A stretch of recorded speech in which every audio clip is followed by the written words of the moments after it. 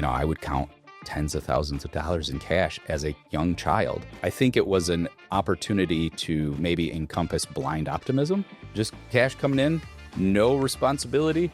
Everybody's like, oh, I want to be a cop. I want to be a fireman. I want to be a radio DJ. I was the one who said, I want to be a CEO. And telling my teacher, that's what I want to be. I was quickly told no. What I lack for in intelligence, I make up for in charisma. Well, welcome to the Engineered Success Podcast. We have Zach Booker in the room today, and this is a conversation where we talk with entrepreneurs, business leaders, and people like you and me, where we're just trying to understand the journey to success and really what success means for us. So thanks, Zach, for being here today. And we're going to get into this. Zach is a serial entrepreneur. He's worked with a lot of entrepreneurs, but also he's a firefighter. So we've got a little bit of like this going on. And I think we can relate on that front because, I'm a small business owner. Sometimes I feel like I'm a firefighter. So maybe we have that in common. So Zach, thanks for being in the studio today. Yeah, thank you, Stephen. This is going to be awesome. So backing way up, this is where I like to take things to build a foundation of your journey and what's gotten you to where you are today. And then we'll end with what your definition of success is. But can you tell me a little bit about your childhood, born and raised, the environment, kind of your family dynamics and things like that? Sure. Yeah, let's start deep. So I was born in Lansing, Michigan, but I grew up here in West Michigan. So real fast, born in Lansing, family shifted over here. My mother and father divorced when I was 1. So I've lived in a separated home my entire childhood. Partial custody, that whole thing, structured visit, cadence. And it was unique because growing up, my mother and her side of the family were mostly employees of businesses. Like my mother was a nurse, or is a nurse today, and has been a nurse for 40 plus years. At the same location, right? Loyal employee. Opposite of that, my father and his side were all entrepreneurs. So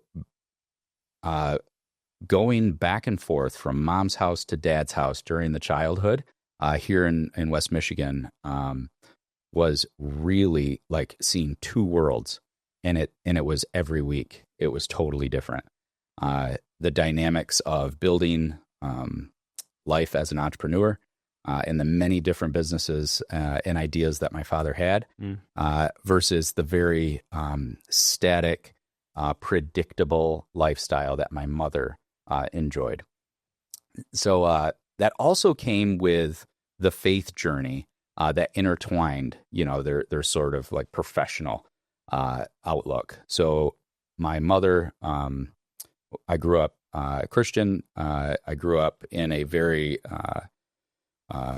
non-denominational church, Bible church in Granville, and then evolved from that to continue to go to Bible churches the rest of my life. But I had the structure given to me from a faith perspective, really instilled with confidence and purpose from my mother. My father, he wanted to be a missionary when he was, dating my mom, and they were married. I think their intent was to be missionaries. He ended up becoming a psychologist.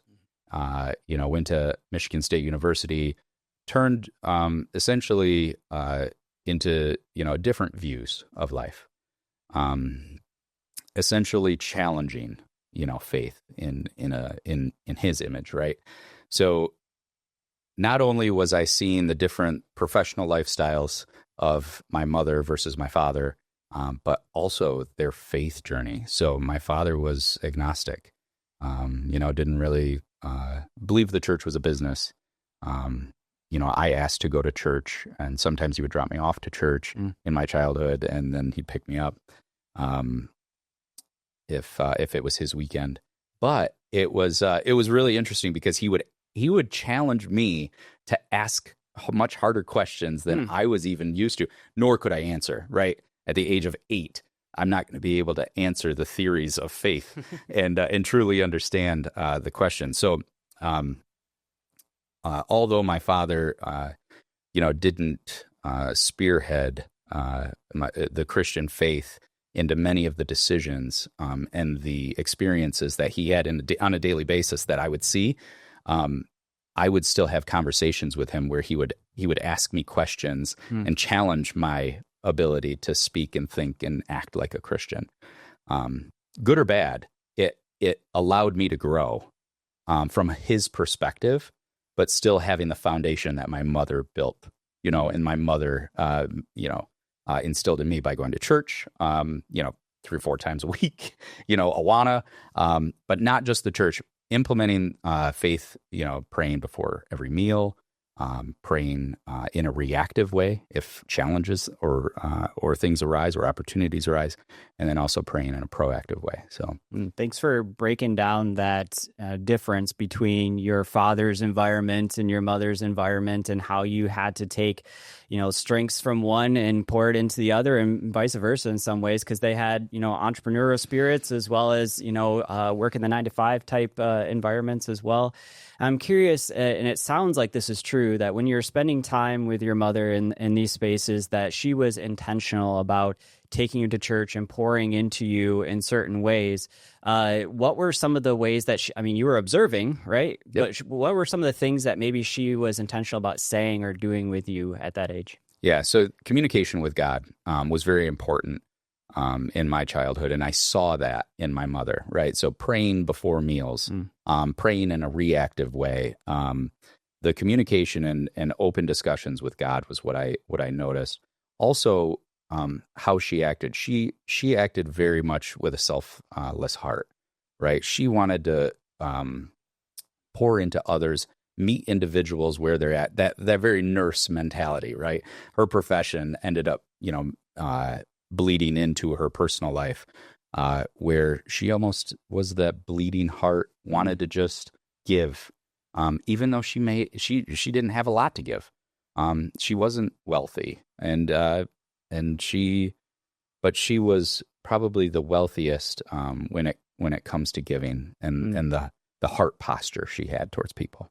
So now, as we think about where you're at today and the way that you're investing in entrepreneurs and supporting that ecosystem, and you've had some businesses of your own over the years, which we'll get into, but let's get into your father's story a little bit. Yeah. You mentioned that he was an entrepreneur. He kind of had that mindset. Can you tell me a little bit about the types of businesses maybe that he was in, or how you were able to glean some of the skills that maybe you're using today from him? Yeah. So my father, like I mentioned, he's a clinical psychologist. He's, he practiced psychology until he started to dabble in real estate. So he started to buy real estate properties, mostly residential, duplexes, single-family homes, and then started to get into the bigger ones, the multiplexes, and owned multiple properties around Grand Rapids. Ultimately compounding the effort of building the portfolio, and that income superseded the psychology income. So then this is where entrepreneurship really lies, is he was moonlighting as an entrepreneur, still de-risking his cash flow because he had a psychology income. That income then, that passive income from the real estate, started to justify why he didn't need to be a clinical psychologist every day. So he started to tear away from that. And at what age were you when he was starting to make that transition? I mean, were you young at that age, or was this when you were in high school, college? So forgive me. I don't have the greatest memory when it comes to these and specific dates and years. I believe I was still single digits. Okay. Of an age. Yeah. When that priority shifted for him. So. Yeah, and one of the things that we've been thinking, so I have a 7-year-old and a 3-year-old, and just thinking a lot about this too, being an entrepreneur, having different businesses that I'm involved with, and owning those businesses with my wife, and we're having conversations at the dinner table, right? And, just the way that my son is absorbing some of these things at that age, even though I'm not directly talking to him and directly saying something, right? He's kind of paying attention to, maybe today I don't want to be getting into that thing. That type of stuff they're talking about doesn't sound like too much fun. And then the other day it's 100%. Like, oh, wait, this sounds great. Yes. So, yeah, and I'm sure that you were observing some of that from your father and some of the things that he was going, even if he maybe did or didn't say, these are the lessons that I'm learning. These are the things, this is why I'm doing what I'm doing, but you could kind of see the impacts. Yeah. Yeah. So you touched on it, right? The conversations we have where we're not necessarily cognizant of all of our surroundings and the listening ears, right? Yeah. So my wife, Angie, and I deal with this much like you and your wife do, where we have conversations about business and, usually it's the ability to vent as an entrepreneur because entrepreneurship's lonely. So we have we have a openness about being able to vent to each other. The problem with the venting is situational awareness, right? Yeah. Who is around that's listening to this? Circling back into my father didn't have that situational awareness. I was an only child. So they ended up, my father remarried a different individual. My mother remarried a different individual. They ended up having, a child each. So I do have two half brothers, amazing guys, but they are significantly younger than me. And so I didn't get to grow up with that, sort of cohesive brother or sibling cohesion. But still, my father would bring up everything to who he was dating at that time, or he would bring it home, essentially, bring work home. And I would see this, good, bad, and ugly, right? Whether it was, hey, son, count this money. And, I would count tens of thousands of dollars in cash as a young child. And I didn't necessarily know what that meant. But when rent comes in and it comes in the mailbox in envelopes, just drops at the house, this starts to accumulate, and you're like, "Oh my word!" Like, let's get a mailbox. Yeah, like what? This mailbox money is sweet. So my father would say, "Hey, count this money," and I'm sure it was the ability to have a life lesson. But at that time, and when you look at it like retrospect, you're like, I don't know if that was the healthiest thing for a child to just sit in front of the fireplace and just start counting cash.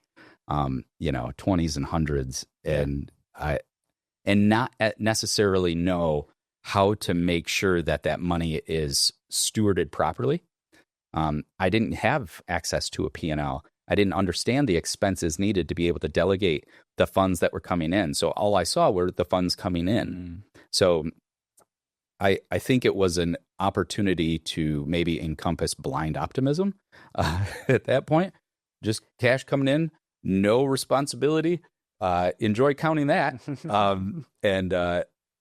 And I thankfully I've matured since then. But yes, it was quite interesting growing up. And then you mentioned you're in the area. Can you tell me a little bit about the school that you went to, and get into middle school time? Yeah. So grew up in Hudsonville. Yep. Went to Hudsonville Public. I tried private school for a little bit. Come to find out, it wasn't for me. But I did go back to Hudsonville Public to go become dually enrolled in my senior year. Okay. So I developed the agreement between Davenport University and Hudsonville High School so that I could get dually enrolled and have the public school system pay for my college credits. And at that time, I was able to take very specific college credits that really meant a lot to me, where I wanted to get into international business. So growing up in the Hudsonville school district, it was still just solid values back in that day. It's going to make me sound old, but prayer, the Pledge of Allegiance every day. Like it was really, really cool experience. A lot of cool, great classmates, great teachers, great administration, but ultimately that allowed me to be able to excel into college, where I finished most of my freshman, if not all of my freshman credits during my senior year of high school. So how'd you have that clarity when you got into your senior year of high school? International business is what I'm interested in and excited about. I mean, were some of the teachers that you had the opportunity to chat with, and they poured that idea into you? Did you have other mentors, while you were in high school? It's a good question. Yeah, you guys, you remember, as if I'm talking to the audience and they're engaging with me. Do you remember those classes that we would have as like juniors and seniors in high school, where they're saying, "Hey, what do you want to be when you grow up? Let's go find a mentor for somebody for you to job shadow." Yeah, right. Remember those job shadow classes or the initiatives they had? Well, I was homeschooled, but okay. I go shadow my dad. Yeah. Okay, perfect. So yeah, you get it.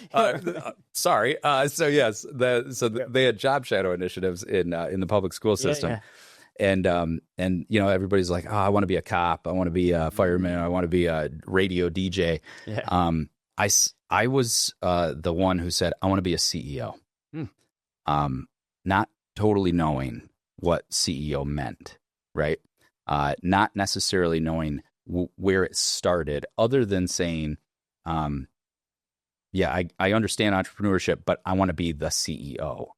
So having that as my aspiration and telling my teacher that's what I want to be, I was quickly told, no, you can't be a CEO.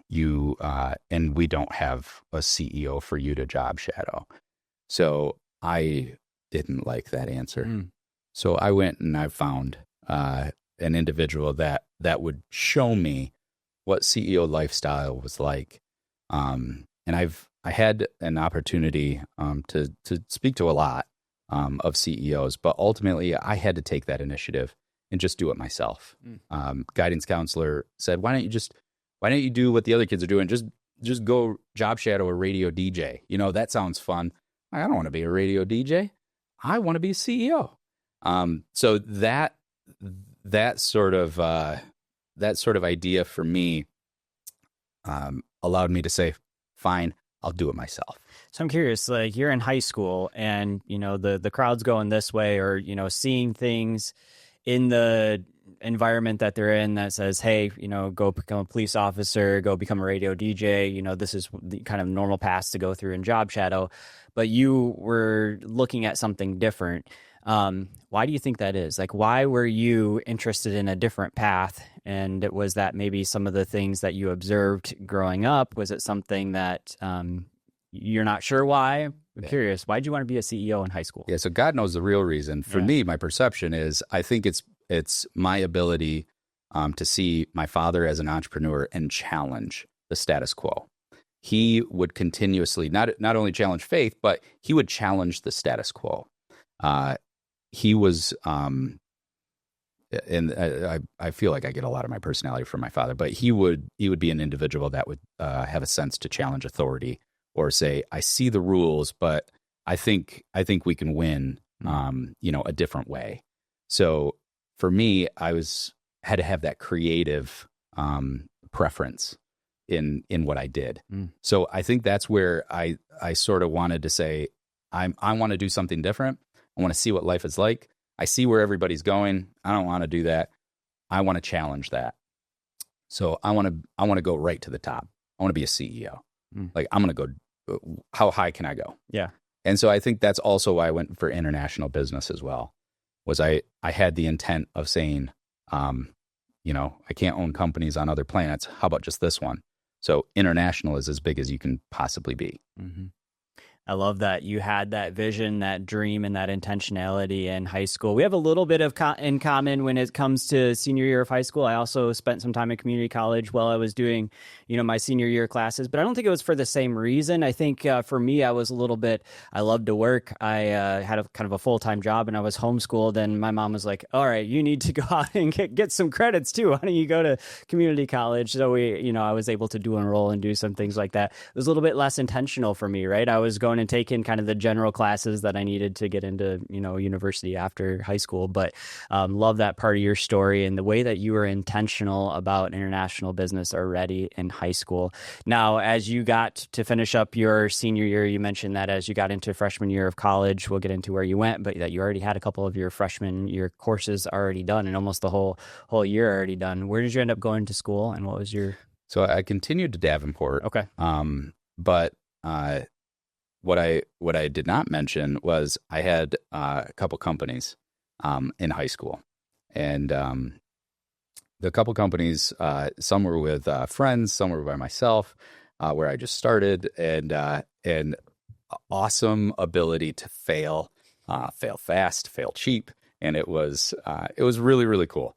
Some of these companies were like, I remember one was People Shoppers. I love it. And People Shoppers, we would, this business, it was fun. I was with a buddy, Greg. Him and I would go and have a desire to shop for the senior citizens of the Hudsonville area, but shop for groceries or presents or gifts for their loved ones. But we would do the shopping for them. Okay. Those that weren't as mobile. And it flopped, very fast because we didn't have time. The demand was there, but then it was only by word of mouth. All that to be said, just ahead of your time. It was a really cool experience. And then I had aspirations for marketplaces. So like I started marketplaces like the buildingindustry.com or the construction industry, or, I'd start to buy web page names and just buy domains really, and start building out just quick web pages. This is when I had to have AOL minutes though, like my CDs that would come in the mail and be like, oh man, I'm running out of minutes. So it was, holy smokes, I'm aging myself. Yeah. So yes, it was a lot of fun to be able to be scrappy, in high school and in my college years. Just because I didn't have the responsibilities like that we do obviously today. You didn't have to worry about putting food on the table, right? Exactly. Yeah. So it was a fun opportunity. Had a online casino where it was the marketing medium, between it. So I didn't have the software. I was the marketing behind the software. And it, again, probably weird business I shouldn't have been in at that age, but I had to have my mom sign LLC paperwork because I wasn't old enough. So yeah, crazy stuff. P.O. boxes. Was People Shoppers your first kind of business that you got started, or what would you say the first taste of? I know your first taste was with your father, but what was your first endeavor? Yeah, so I grew up in Georgetown Forest here in Hudsonville. My mother grew up. My mother lived in Hudsonville. My father lived downtown Grand Rapids. But in Hudsonville, I would have, at the age of 11, everybody has a lemonade stand, right? And everybody starts with a lemonade stand in life. I liked that, but I wanted to challenge the amount of money I could make in Georgetown Forest, which is pretty vast at that time. There were a lot of people in close proximity here in Hudsonville, and so I had a lemonade brokerage. I had 6 lemonade stands that were manned by my fellow neighborhood kids, and I would go around and refresh the ice and any of the supplies they needed, but I would also collect my percentage from every time I would go and stop by the tables. That is awesome. It reminds me a little bit, I've got like I mentioned, a 7-year-old, but we have this brand of electrolytes that we drink, Elementi, you might have heard of it, but they went through and they sent him a lemonade stand in a box, right? So it's a table, the whole kit. But what was awesome about it is you opened it up, and he's used it, like sat on the front yard and, tried to sell lemonade, Elementi lemonade. But the founder put in there kind of the story of how he started his business, owning a lemonade stand. And he put in there a P&L, and he put in there little coupons, and he put in there some ideas of how he could, be more successful than just, running a general lemonade stand. So about some of those ideas, how to get loyalty with customers and things like that. And I just love that idea of like a lot of business, entrepreneurs start in a lemonade stand or paper route or something, right? Mm-hmm. But this is a way that that individual is giving back to young entrepreneurs, that are 7, 8 years old, and having them do their dream and story too. That's so awesome. So I absolutely love that. That's stewarding with clarity, right? This is what you are going to have to expect. A P&L, right? Coupons. Who knew you had to go and market and try and create demand? Mm-hmm. Coupons are just potentially that catalyst of justifying demand, right? I think that's really, really cool. for him to do that. So you mentioned that you've gotten into people shoppers, that you're getting into college, you've got all these different businesses going on. Some you said failed, right? And didn't go well. What was, as you think through that, maybe what was your biggest failure in business? Yeah, so biggest failure probably doesn't come until years later. But I had a detailing company and mortgage brokerage too, as I segued out of high school and into college. And the detailing company was very successful. That was quite a learning experience too, because everybody I hired usually was older than me, and it was quite interesting to navigate. Mortgage brokerage at that time. Good, bad, or ugly. Still, it was opportunity time in the mortgage game because it was pre-2008. But those two companies were a catalyst for me to say college is not for me. So even though I was going to Davenport at that time, building up companies, I decided to drop out. So I am a college dropout, and I'm proud to say it. I just at that time did not value or prioritize collegiate learning over real world, experience. So as you're getting into, these different businesses, you've got the detailing company that's going well, and you're doing mortgages. I'm curious, at that point of your journey, what was driving you? Like, why did you want was it the money? Was it just the idea of I own my own future? What were your biggest drivers at that stage? Yeah, autonomy at that point. So I was my own boss. I was able to develop my own schedule. I had the creative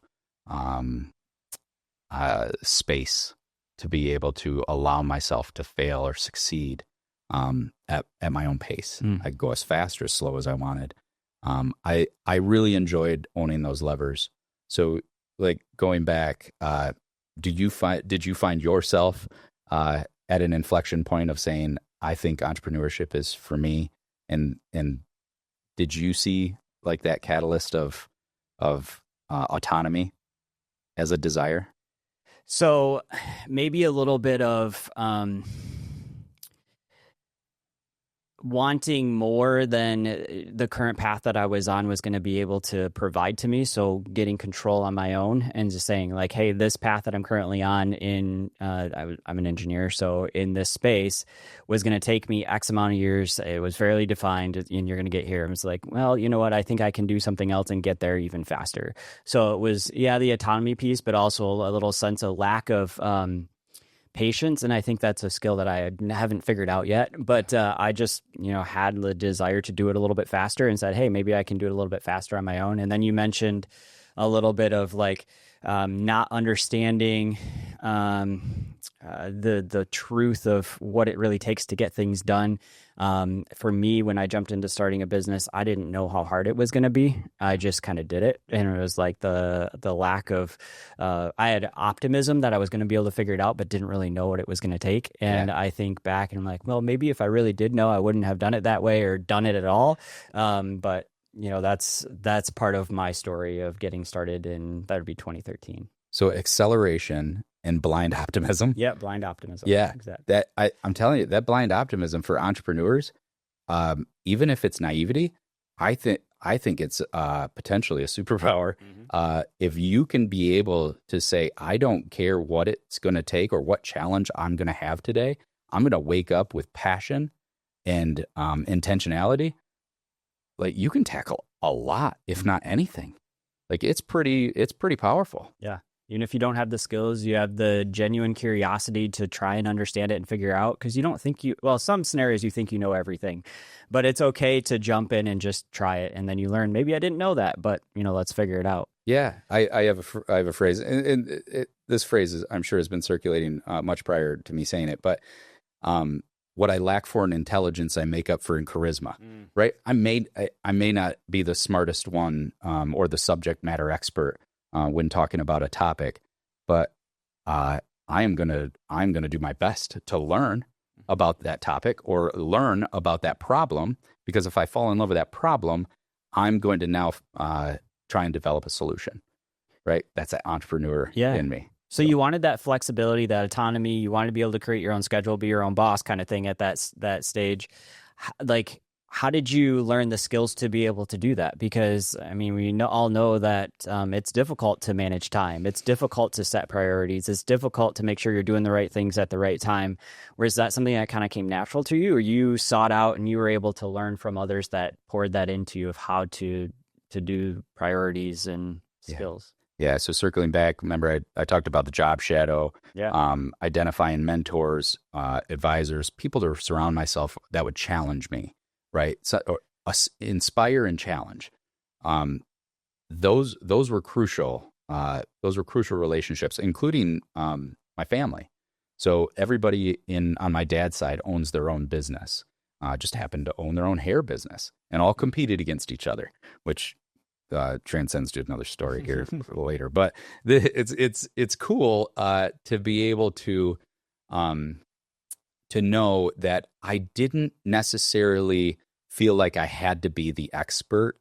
I just had to be the one with the passion to tackle the problem, and that was okay with me.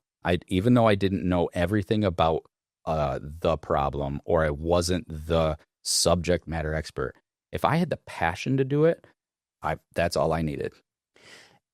You're starting businesses, you're working with teams, you knew that passion was a big part of it, but I mean, transparently, passion's hard to bring some days, right? If things aren't going well, you've got peaks and valleys. You got the time when things are going well and, we're collecting revenue and, our P&L is looking great. And then other days it's like you're looking out and you're like, okay, this is stressful. This is tough.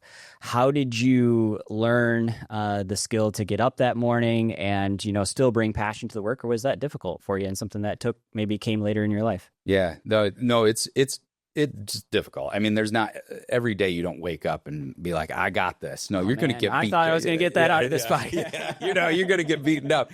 Reality is just that. Yeah. It's, for me, it was finding mechanisms or routine that allowed me to be able to understand or re-understand or re-energize my why, right? The Simon Sinek, like, understand your why. The why for me is fully diluted. I absolutely love helping people, potentially to a fault. And I may have gotten this from my mother. But I love helping people. Couple that with what my father has taught me is I love solving problems. Helping people, solving problems. If I can do this, I do have downfalls. I tend to be a yes man. Like I absolutely see something. Yeah, we can tackle that. You may not have the intelligence to tackle it, but gol darn, I have the passion. Yeah. So I do see those opportunities all the time. And if I can start my day with saying, here's why I woke up. Here's why God has, put these strengths and entrusted me with these strengths. I think that's pretty powerful. Oh, it's so important. Understanding, goals in business are important too. And it's a lot of times we talk about, setting your vision for your business. What's your 3-5, your VTO or whatever, if we're talking EOS. But like, why don't we do more of that in our personal lives too and make sure there's alignment with some of those things? So I'm going to get a little bit tactical here with you and try and understand how you were able to define your why. Did you just take some time and write it down? And then how do you remind yourself of it each day? Is it something that, you just stick sticky notes around? Is it something specifically that you have a routine every single morning you remind yourself of?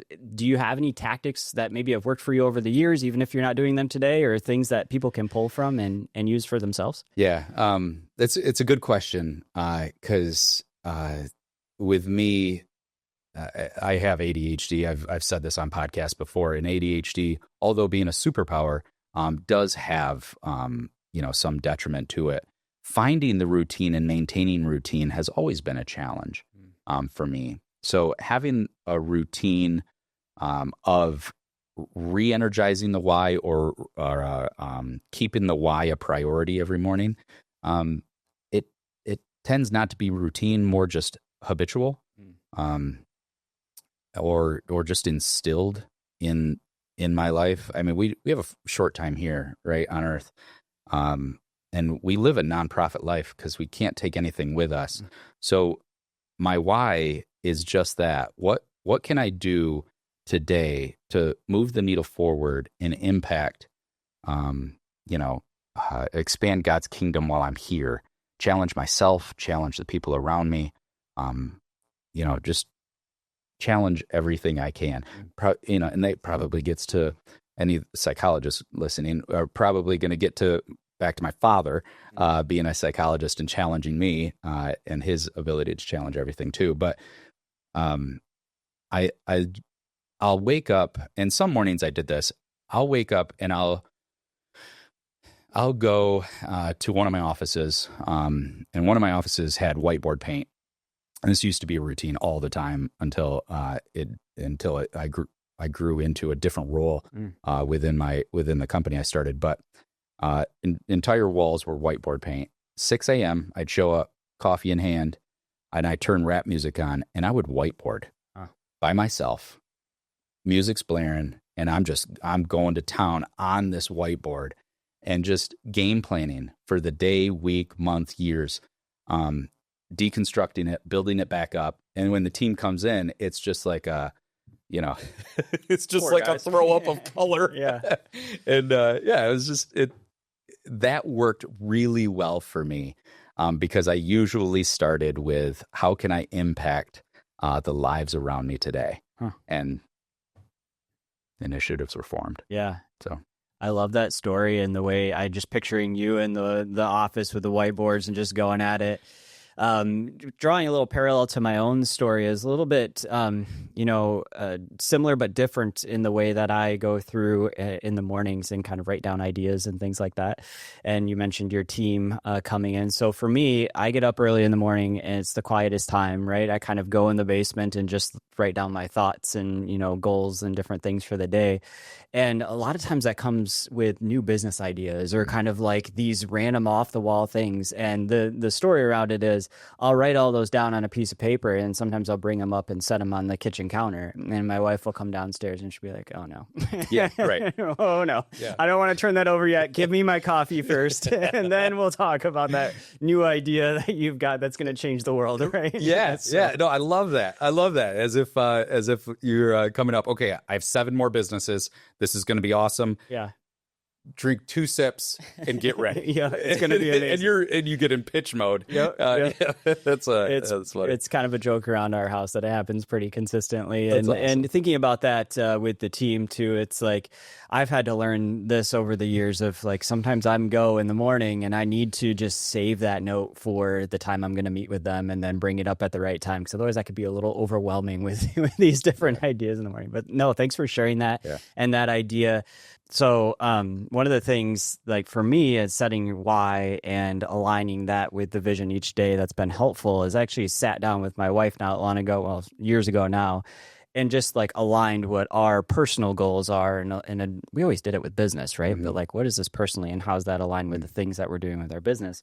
And then breaking that down into, cool, now we've got a 10-year... Dreaming's actually was difficult. Like, okay, 10 years out, what do we want to, achieve or, how do we want things around us to look? What do we want our family to look like and different things like looking 10 years out personally is a lot harder than doing it for a business. It's like natural for me just to write it down for a business, but personally it's like, oh man. And then aligning with your spouse on it, right? Making sure we're on the same page there, but then backing that up and saying, okay, in order to achieve this, like what are the things that we need to unlock or like, do we need to have different types of relationships, different types of groups around us? Like, what do we need to do there? And then what are the daily habits that are going to make this inevitable? And I think that piece, that last piece are things that we don't think about in business much, but like personally, that's been like the biggest unlock for me is like, it's the little things. Every single day you do this thing and then you look back over time and it's like, wow, that doing that little thing or not doing that other little thing each day is what led to over time this goal actually being achieved. It wasn't that big thing that you did this one time. It's kind of like training for a marathon or something. It's not like the marathon, it's the training you did every single day to get up to that. How to eat an elephant. Yeah. Right. So now as you think about some of the next stages. You started a few different businesses. You're getting into some successful detailing businesses and things like that. What's next? What's next in your journey and your story? Yeah. So I love that the conversation. If I can, before I get into the chaos in which serial entrepreneurship ended up becoming my life for the last 25 years, that the goal setting, it is interesting, just as I had a thought, how we do this in business is we have a pro forma that we can build a 1, 3, 5, 10-year outlook. And we have the charted accounts that we're able to delineate and have a dynamic approach to, right? Because we can see the field. How do we do that with your personal life? In saying 10 years, you start with an end goal, but you don't have a charted accounts to be able to say, oh, I want to have autonomy. I want to have financial freedom, in its I guess largest way, financial freedom, of where you don't have anybody to be accountable to for compensation. And those BHAG, the big, hairy, audacious goals, those don't usually have a mechanism of showing how to get there. As an entrepreneur, it's usually an exit, right? But getting to an exit, I mean, now you're going back into business mode, right? So personally, I want financial freedom in 10, 15, 20 years. But what does that mean if entrepreneurship is your profession? You're gonna have an exit or two, just to be able to get to that financial freedom. Otherwise, a very successful profit distribution business that you build up in a methodical way. But the important part about the start of all of that is understanding financial freedom is your goal. Right. Maybe it's not, right? Maybe it's something else. And, actually getting clear on that maybe is going to define for you that, you don't need to be an entrepreneur. Maybe, 9 to 5, that gives a good amount of vacation time is going to be perfect for you because this is what your goal is to whatever over here. I know for me, it sounds like very similar to you is like these are our goals. But at least understanding what that is helps you make sure you're putting the ladder on the right building so you don't get to the top and you're like, oh man, how did I get here? 100%. And that's the thing with, I tend to not think of the other side of that more employee mindset that wants regimen, routine, loves knowing that they can leave work at work, not bring work at home. I tend to default to that entrepreneurial thinking. So thank you for bringing that up, because that does help me, recalibrate, especially for the audience. I mean, it can be anybody's aspirations are just that, their personal aspirations. And you do have the ability to work backwards. But with my mindset, that my 10, 15 year outlook, I mean, it's going to require some big movement. And to get to those big movements, it's interesting to see. Yeah. Tell me some of those steps and some of those different moves that you've been through, college, after college, post-college, these first few businesses, like what's going on? Yeah. So, I'm doing this exercise now where I'm trying to drive a Gantt chart of the 75 companies I've been in. And these are 75 companies post-revenue that I've been in my life.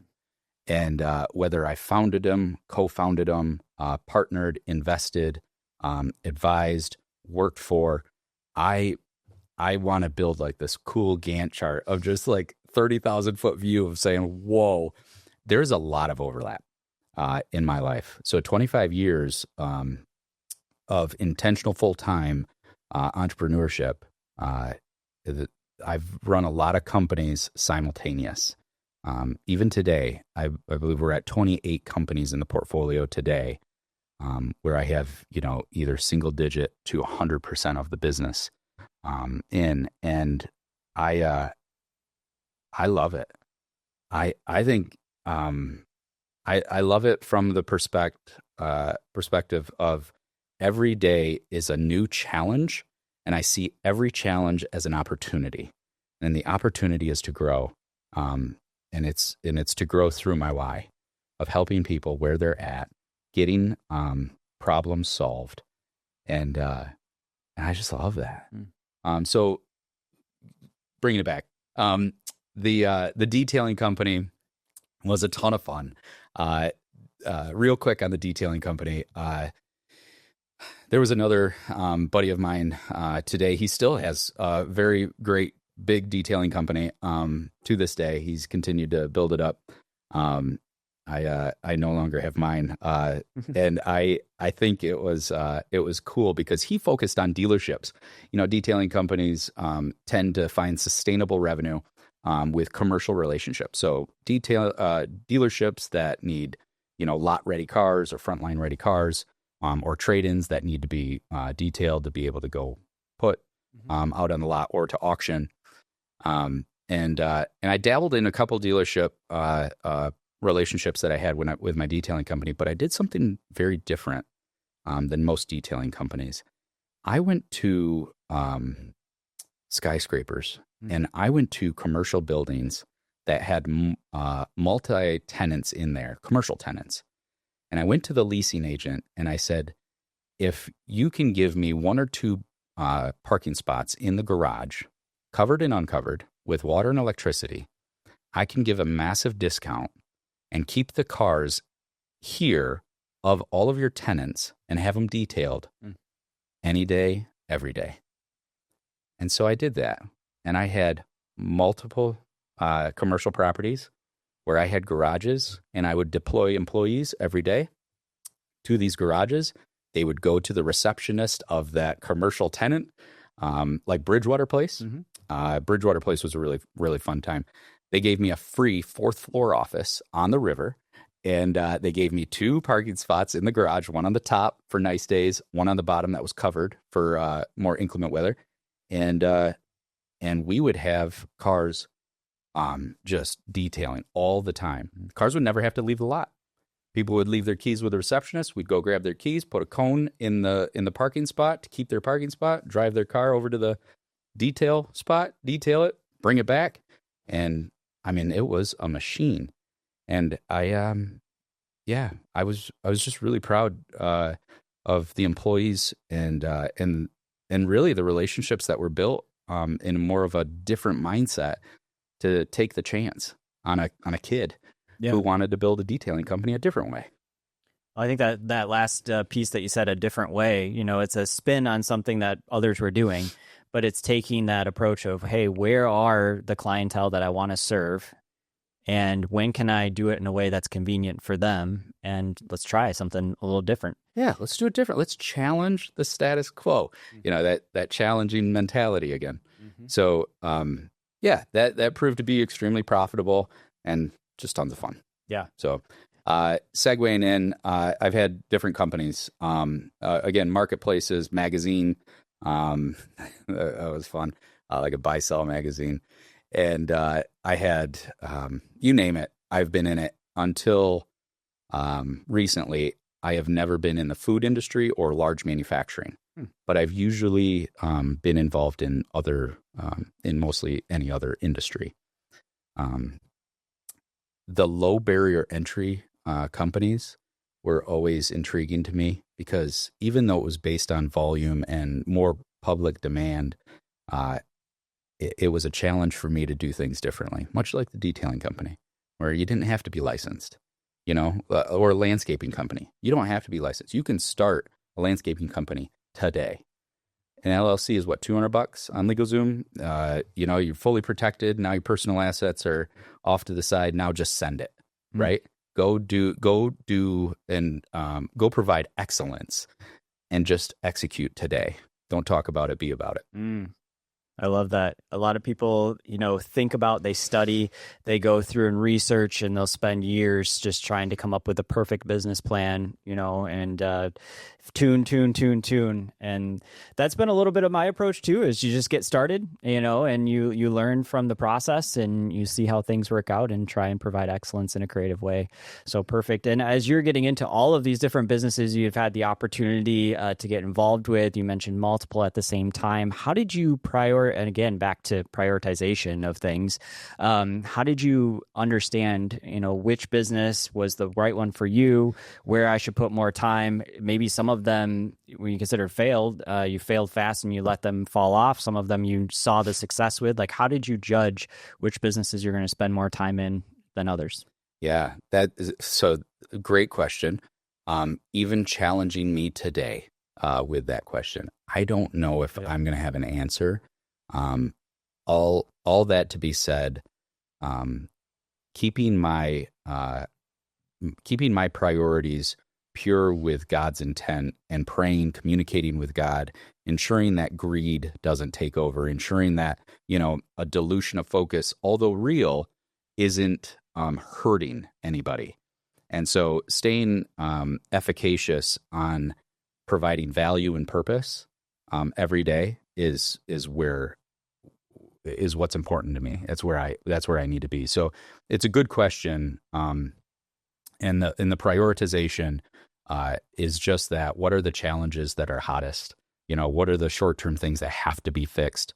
What are the needs versus wants?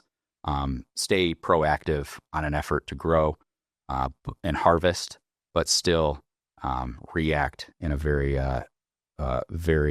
excellent way, right? The good to great. It's time to be excellent. So do things with true intent, walk with purpose. As a visionary, it's not always the easiest because you just sort of, send it. Yeah. But, and there's still an element to that as an entrepreneur. So yeah, it's a good thought. Because I still wrestle with it today. Yeah, no, one thing that's been on my mind a lot too is, the idea of control and just being an entrepreneur. You start your own business, you wear all the different hats, you kind of do all the different things. And then as you get into other businesses, diversified focus, and you have other people, you delegate a lot of what's going on, you release that control intentionally, so that you do have the ability to not worry about it, but you're still worried about it, right?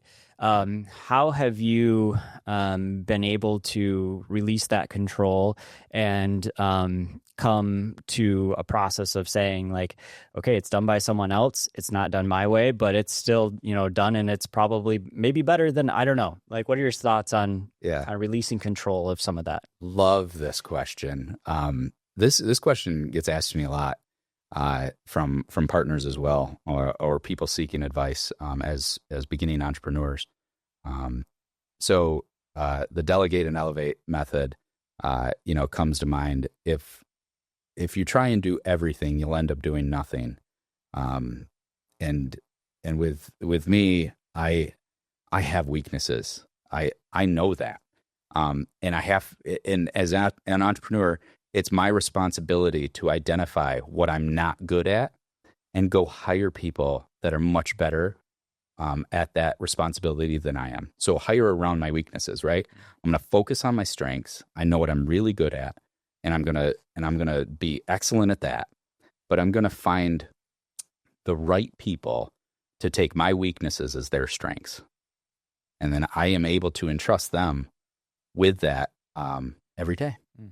And I was able to do this in my companies and with others as we drive mission, vision, values as a spearhead to finding the right people, because culturally you have to be aligned, right? Likeness for the true purpose of or the true pursuit of the business is top of mind.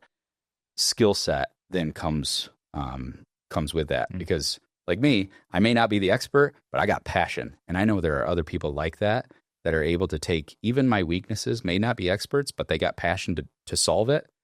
I like that. I would surround myself around that individual, because they're going to take that problem every morning and try and solve it. Mm-hmm.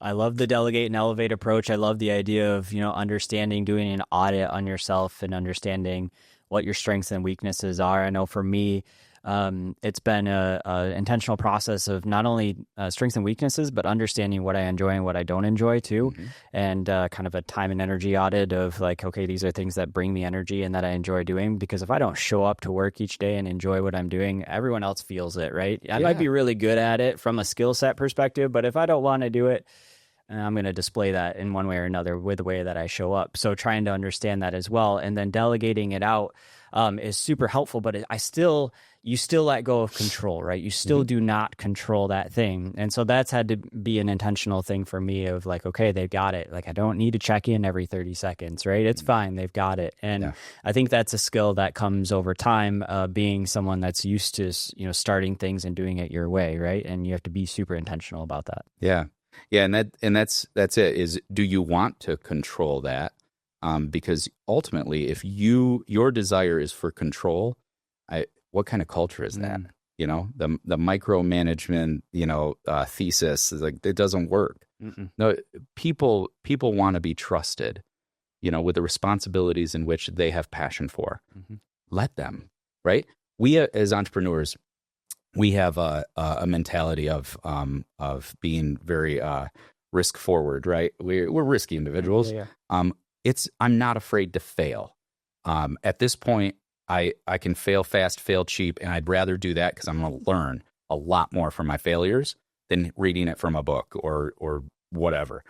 And I encourage others to do that too. You can take my words as experience, but go out and do it.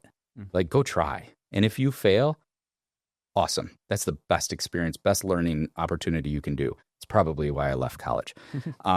So I hear that for sure.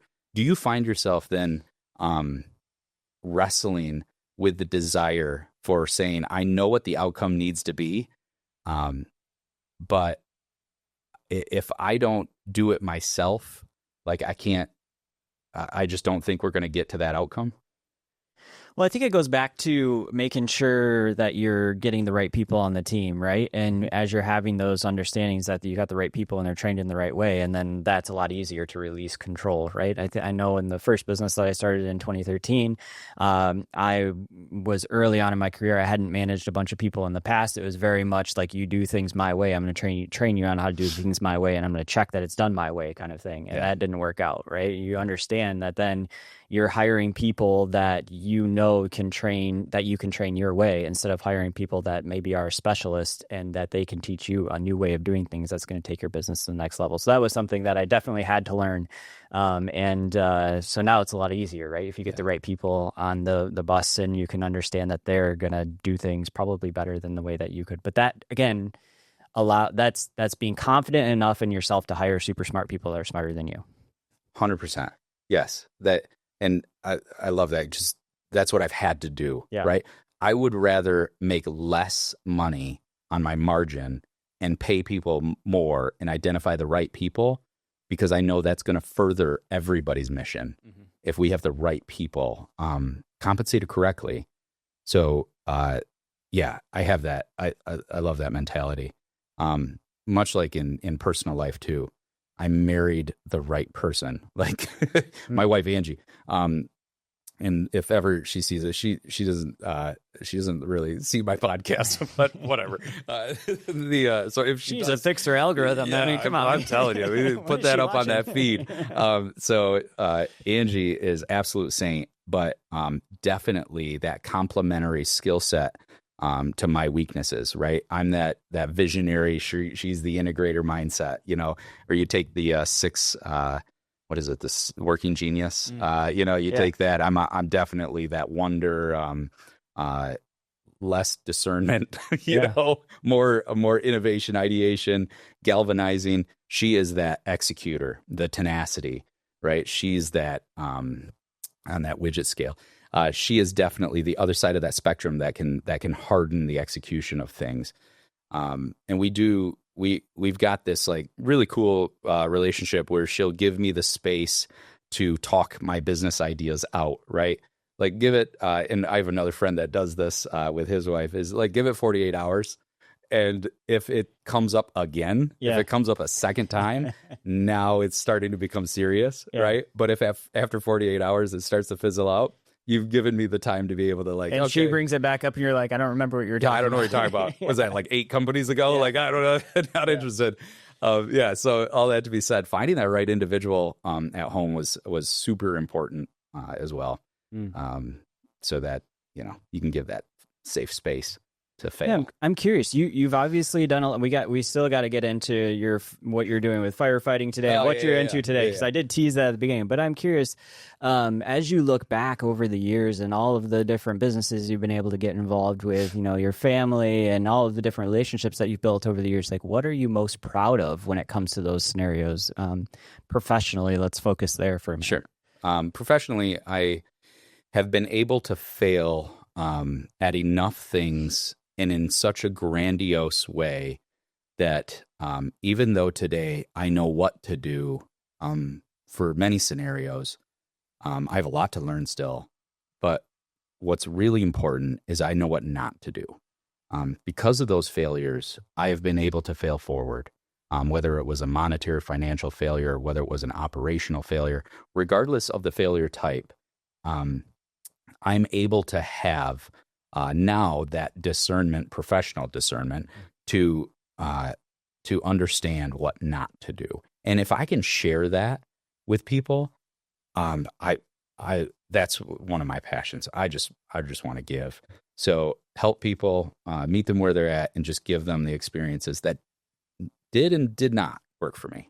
And that's your role today, right? That's kind of what you're doing today. Can you tell me a little bit about that? Yeah. So let's accelerate, because we ended at detailing company, but that was like 50 or so companies ago, even longer than that. I in my mid-20s, I went to barber school. Finally, so my family would say finally, because even though my family owned cosmetology schools here locally, we had 3 of them. I didn't go to my family's school. I ended up going to a barber school in Lansing in my mid-20s because I've been trying to evade the beauty business, because everybody in my family owns a beauty business, hair salon, barbershops, schools. And I said, no, I want to do things different. And that's where I started other companies, mortgage, detailing, casino, whatever. Yeah. I started magazines, all this stuff. I started many different things. In my mid-20s, went to barber school finally, because I was like, I'm going to get the profession, because I felt at that time it meant something as a family member. So I became a 4th generation barber. So that's where it sort of felt for me, where I had to do it to continue the generational growth of the barbering industry in the family. I also saw barbering as an industry at that time failing. It was starting to decline. Cosmetology was going up. The numbers were going up for cosmetology. Barbering, barbers were dying. The old Floyd's barbershop mentality, it was starting to dilute. And I saw it as a challenge to try and re-energize an industry. And if I could do it from one lonely barbershop, that's fine. So 2010, I graduated from barber school, which at that time you needed 2,000 hours to become a barber. That's more hours than a pilot's license. So just to cut hair. And so I bought a shop in Granville right out of school, and grew that shop into what it is today, Zach's Barbershop. And that has been super fruitful for many, many people, community, employees, and the families that we serve. So just honored around the support that we've gotten locally and regionally from that. But that, again, I was competing against my family. So, Thanksgiving and Christmases were quite interesting because we all had our own shops and all in the same area. What I like you said is with Zach's Barbershop and how you built that up, but you had plug into the community and you're able to make an impact and things like that as well. And it just goes back to your why, helping people and solving problems. Do you have some stories of some ways? Because I did hear one earlier of some ways that you were able to impact people that came into your space at the barbershop. Okay. Jacob. Yeah. So recently, an aspiring entrepreneur came to me and said, "Hey, I want to learn what it's like to be an entrepreneur." And he goes, "I'm willing to just follow you around." And that's exactly what I wanted to do when I was in the Job Shadow Initiative at school. I wanted to find somebody that I could see as my potential outcome in life. So Jacob did this. He reached out to me, and he said, "Hey, Zach, you may or may not remember me. You cut my hair since I was in third grade. I was in Zach's barbershop, time in, time out. And I go, oh yeah, I remember you, Jacob, and took him out to coffee, learned about his life after I haven't cut his hair in a while. And that's because I sold all of my beauty businesses in 2018. But yes, I wanted to be able to help. Right. So Jacob is now an assistant to me as I'm continuing to help my partners and their businesses grow. And it's really cool to be able to see him like trial by fire, just that send it mentality. Let's learn now. And yeah, just kudos to him to be able to do that. Well, I love that story about, just the way that he saw you when you were cutting his hair, right? Mm-hmm. Or involved with him at that phase in life. And it goes back to you having that as your why. And he knew, or he was confident to be able to reach out to you because he knew you were that type of person from that interaction. So that's awesome. Now, as we're progressing through your story, what's next for you? Yeah, good question. So even though I had the barbershops at that time, just real quick, I don't know how much time we got. So you can edit this down, I'm sure. So the barbershop, I owned other companies during my time at the barbershop. So a lot of my clients knew that I was operating, running, and owning other companies at the same time. So the stories were quite unique. So everybody really knew that I was still a serial entrepreneur outside of just being a barber. And I started to do what my dad did, fractionally tier away from working in the shop to working on my portfolio and buying real estate, rental properties, things like that. Building companies with others, starting other companies. It was a really cool experience. Ultimately, I mentioned I got an exit in 2018. Took about a month and a half off, but that's all it took for me to say I'm bored because I have ADHD. I had to start something else. I met a really cool friend. We started a company together called ADHD Online because we wanted to help people like us. So he has ADHD, I have ADHD, and we're like, oh, let's make an impact, and we really led this initiative again with falling in love with the problem, because it took 7 to 9 months to be diagnosed for ADHD, not only locally but nationally, and it was disheartening. It cost $2,000, sometimes $2,000 including insurance out of the pockets of people that are in a stressful situation, especially children who are not able to get the support they needed in school, like IEPs or any extra testing time or curriculum help. It pulled at us. So we fell in love with the problem, developed a solution, 2018, and bootstrapped that all the way to building that to what it is today. It's a massive company today. Definitely blessed by the people that I was surrounded with, but I hired the right people. So when I went and raised money, I raised money not because I needed the money. I raised money because I wanted the network. My network was not as vast. I was cleaning the toilets, still doing payroll. I was CEO. I was the only full-time executive in my company at that time. And it was about 2021 when I went and I pitched MCN, and in 24 hours I got a term sheet, and they wanted to lead the round, and it didn't take long, but I started doubling the size of the company every 45 days, and this thing started to become a massive hockey stick growth, and massive stress on me. So I needed the right people around me, and that's where I found the ability to raise money, not because I needed the money, but because I needed the network. And I'm not going to give them a piece of the company just for the network, right? I was raising cash. I ended up not spending their cash for like 8 months because we kept continuously growing so fast. And we just kept that pedal down, month over month growth for 5 years straight. I mean, that's hyper growth, but that comes with stretch marks. I was going to double tap on that a little bit, Yeah. but to backing up, why do you think that you had that type of growth? Obviously, it was already, you've mentioned a couple of different things. You're passionate around the problem that you're solving, and then you had the right people in the corner. I mean, is that the combination that was needed for this business, or were there other factors? I mean, there's many more variables that go into that.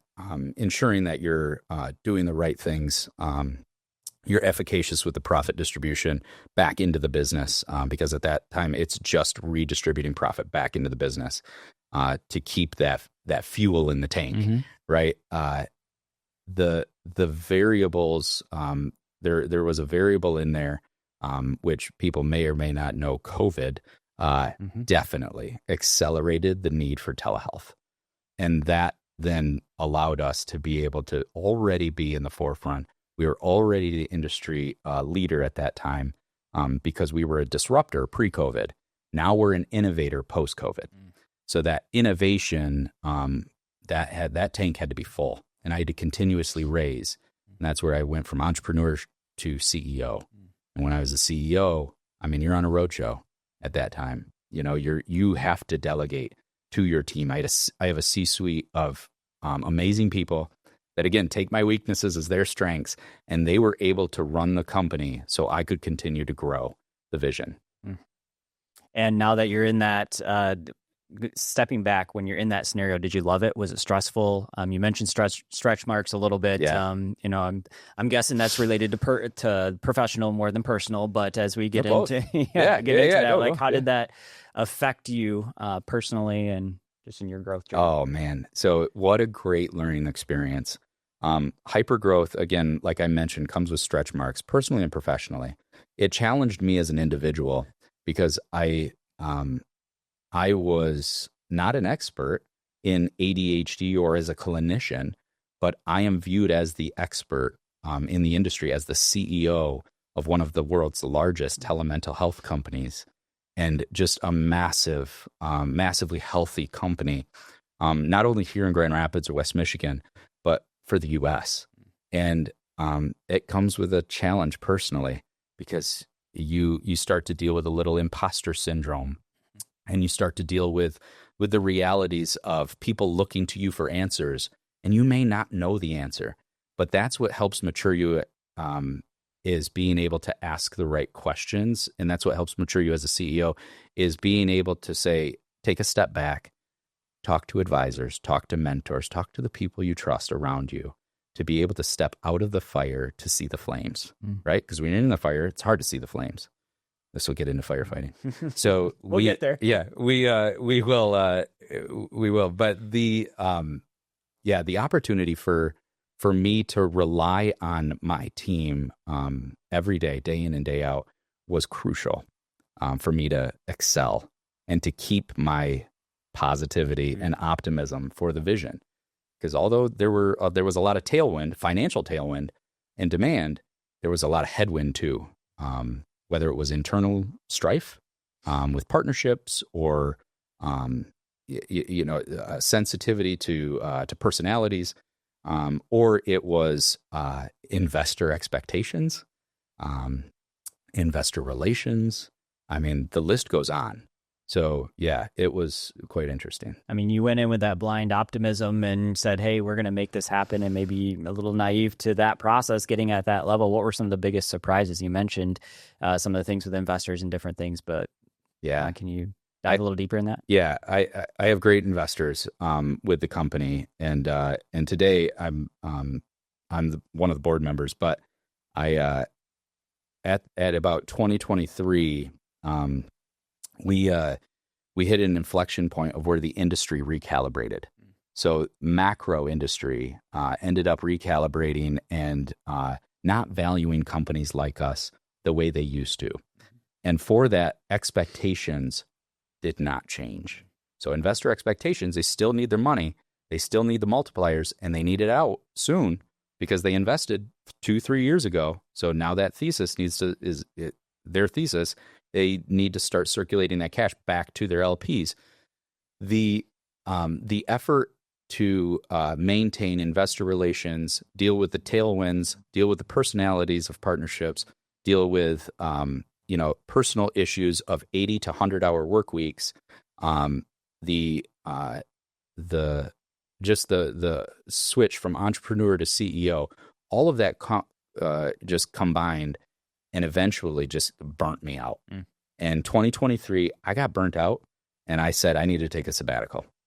I took 90 days off, got closer to my wife, closer to my kids, closer to God, and ultimately came back and said, I'm not going to be CEO anymore. This is not healthy for me, for my family, and for the team. And that intentionality of knowing that you needed to take some time and step back maybe was a little late because you did feel that burnout, but at the end turned out to be a positive, it sounds like, as you were able to rebuild some of those relationships and get closer to God and your wife and your employees and your family throughout that. Now, after that 90 days, now you mentioned you're a board member, and that was back in 2023, I think you said. End of 2023, yeah. So how did things progress from there? Yeah, so I stayed intentional on delegating my time to my family. So even after sabbatical, I was all in on family time, and for quite a long time. But constantly praying to God, what's next? Like, what's the plan? What I need to be challenged. God has given me strengths. I want to use them, and so I continuously prayed, how can I be challenged personally and professionally? And on the personal side, I felt God calling me to serve the community as a firefighter. I have no business being a firefighter. But I was like, let's do it. Let's tackle it. I have just this personal thing. I have an aspiration to collect these licenses. So chauffeur's license, motorcyclist license, scuba diving license, firefighting now license. I've got a barber license. I've got barber, school owner, cosmetology school owner, just instructor, and like all of these licenses, right? And it's accumulation of licenses. That was not the intent for firefighting. The intent was to serve God in the way that I felt I felt him calling me to. So that's been over the last year.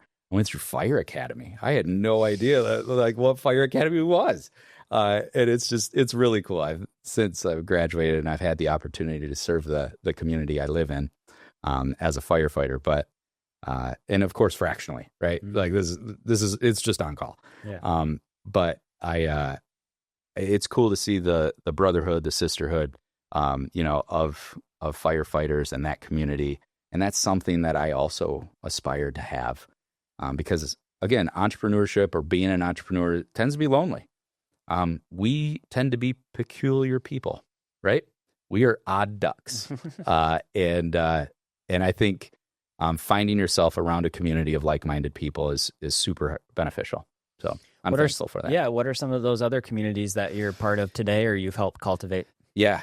So we've got some cool communities around. So a buddy of mine and I, we lead Startup Garage, which is a faith-based incubator. And we again meet entrepreneurs where they're at, whether it's ideation or exit to investor, inside of that entire journey. But what we do is we help. Usually we stick on the front end, ideation to early stage, and we just want to give. We want to give our experiences, give our resources, support them in their ability to take an idea to market. And my buddy and I, his name's John. He and I, although both have had exits, we just want to be able to give back and do this absolutely free. Like we want to show that even life on the beginning end of the entrepreneurial journey, although challenging, it can be super rewarding.